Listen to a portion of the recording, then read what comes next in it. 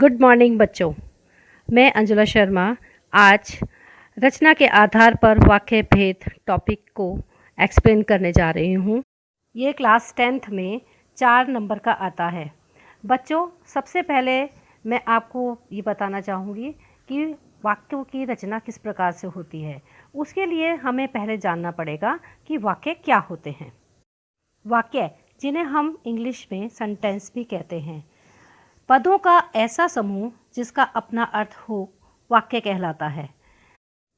पद को ही शब्द भी कहते हैं। दो या दो से अधिक पदों के सार्थक समूह को जिसका पूरा पूरा अर्थ निकलता है, वाक्य कहलाते हैं। अर्थात जो भी कहा जा रहा है वो स्पष्ट समझ में आना चाहिए। उदाहरण के तौर पर वाक्य है, छात्र पुस्तक पढ़ रहा है। इससे स्पष्ट हो रहा है कि छात्र के द्वारा पुस्तक पढ़ी जा रही है। यदि मैं इसको उलट पलट के बोल दूं, पुस्तक है रहा छात्र पढ़, तो शब्द तो हैं लेकिन इनका जो समूह है वो सार्थक नहीं है, अर्थात इसमें स्पष्ट नहीं हो रहा है। अतः यह वाक्य गलत है। बच्चों, अब हम वाक्य के अंग की बात करते हैं। वाक्य के 2 अंग होते हैं। एक उद्देश्य, जिसे हम कहते हैं सब्जेक्ट। दूसरा विधेय, जिसे हम कहते हैं प्रेडिकेट। वाक्य में उद्देश्य वह होता है जिसके बारे में बात की जाती है। फॉर एग्जाम्पल हम देखते हैं, जैसे श्याम ने बाजार से फल लिए, तो यहाँ पर श्याम ने उद्देश्य है। अब दूसरा एग्जाम्पल देखते हैं, बच्चे पतंग उड़ा रहे हैं।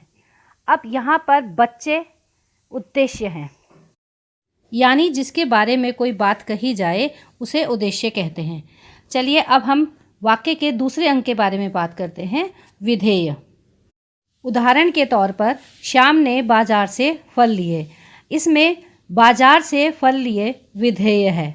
दूसरा सेंटेंस, बच्चे पतंग उड़ा रहे हैं। पतंग उड़ा रहे विधेय। अर्थात उद्देश्य के विषय में जो कुछ कहा जाए उसे विधेय कहते हैं।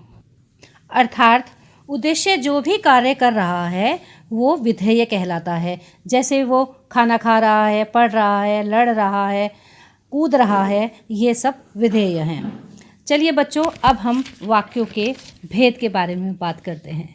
सामान्य तौर से देखा जाए तो वाक्य के 2 भेद होते हैं, अर्थ की दृष्टि से और रचना की दृष्टि से। अर्थ की दृष्टि से हमारे यहाँ 9th क्लास में है, हमारे 10th में है नहीं, इसलिए हम इन्हें अभी यहीं छोड़ देते हैं। रचना के आधार पर वाक्य भेद। बच्चों, रचना के आधार पर वाक्य के 3 भेद होते हैं। पहला प्रकार है सरल वाक्य, जिनको हम सिंपल सेंटेंस भी कहते हैं। दूसरा संयुक्त वाक्य, जिसे हम कंपाउंड सेंटेंस कहते हैं। तीसरा मिश्रित वाक्य, जिसे हम कॉम्प्लेक्स सेंटेंस कहते हैं। चलिए सबके बारे में एक एक करके जानते हैं। सबसे पहले आता है सरल वाक्य। जिन वाक्यों में केवल एक ही उद्देश्य और एक ही विधेय होता है तथा एक ही समापिका क्रिया होती है, सरल या साधारण वाक्य कहते हैं। इसमें कोई भी आश्रित वाक्य नहीं होता। फॉर एग्जाम्पल, वर्षा हो रही है, माँ ने खाना बनाया। बच्चों, इन सभी वाक्यों में एक एक उद्देश्य और एक एक विधेय है, इसलिए ये सब सरल वाक्य हैं। अर्थात सरल वाक्यों में एक ही विधेय होता है, अतः जिन वाक्यों में एक विधेय होता है उन्हें सरल वाक्य कहते हैं। जैसे हमने अभी पढ़ा, वर्षा हो रही है विधेय है और वर्षा उद्देश्य है। माँ ने खाना बनाया, यानी खाना जो बनाया जा रहा है वो विधेय है और माँ उद्देश्य है। अतः इन दोनों वाक्यों में एक ही उद्देश्य है और एक ही विधेय है। जिन वाक्यों में एक ही विधेय होता है उन्हें हम सरल वाक्य कहते हैं। बच्चों, किन्हीं वाक्यों में 2 उद्देश्य और एक विधेय होते हैं, लेकिन फिर भी वो सरल होते हैं। फॉर एग्जाम्पल, आशु और काशु विद्यालय जा रहे हैं। यहाँ पर आशु और काशु उद्देश्य हैं, लेकिन उनका विधेय एक ही है, अतः ये सरल वाक्य है। अब हम वाक्य के दूसरे प्रकार की बात करते हैं। दूसरा प्रकार है संयुक्त वाक्य। बच्चों, जिस वाक्य में दो या दो से अधिक सरल या मिश्र वाक्य परस्पर किसी अव्यय या योजक शब्दों से जुड़े हों उसे संयुक्त वाक्य कहते हैं। संयुक्त वाक्य में प्रयुक्त वाक्य एक दूसरे पर आश्रित नहीं होते। जैसे दिल्ली चलो और तुम मुझे खून दो। दूसरा सेंटेंस, बालक रोया और चुप हो गया। बच्चों, ये दोनों वाक्यों में दो सरल वाक्य हैं तथा दोनों समुच्चय बोधक अव्यय से जुड़े हुए हैं, अर्थात यहाँ दो सरल वाक्य जुड़े हैं, अतः ये संयुक्त वाक्य हैं। अर्थात जिन वाक्यों में दो या दो से अधिक सरल वाक्यों को समुच्चय बोधक द्वारा जोड़ा जाए उसे संयुक्त वाक्य कहते हैं।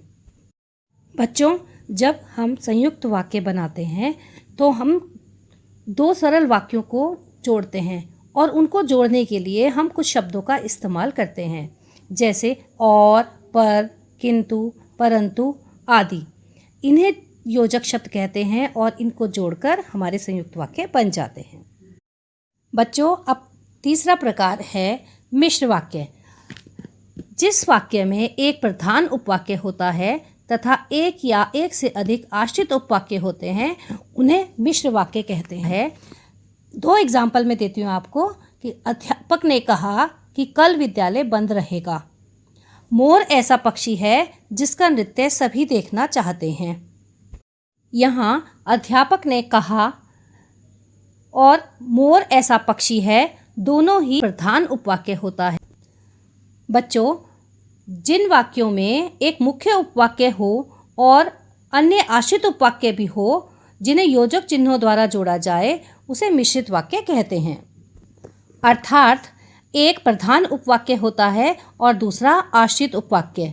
आश्रित उपवाक्य को मुख्य उपवाक्य से क्रमशः कि, जो, जिसका एवं जिसे द्वारा जोड़ा जाता है। जैसे कि ये वाक्य था, अध्यापक ने कहा कि कल विद्यालय बंद रहेगा। बच्चों, पहले सेंटेंस में अध्यापक ने कहा प्रधान वाक्य है और कल विद्यालय बंद रहेगा आश्रित उपवाक्य। इसी तरह दूसरे सेंटेंस में मोर ऐसा पक्षी है प्रधान वाक्य है, जबकि जिसका नृत्य सभी देखना चाहते हैं आश्रित उपवाक्य है।